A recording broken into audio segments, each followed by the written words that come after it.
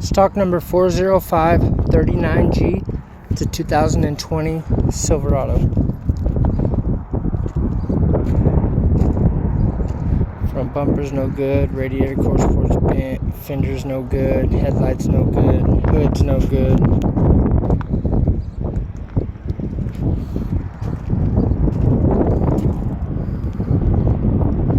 does have a key, it does not start.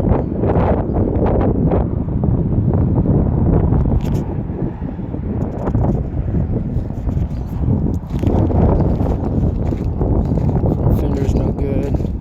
Passenger door you can see right there.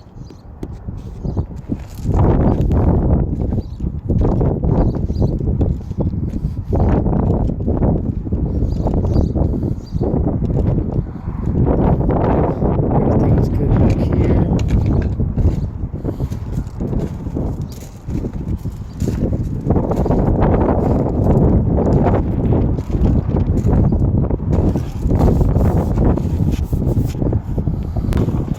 Got a dent right there on the driver's side front fender.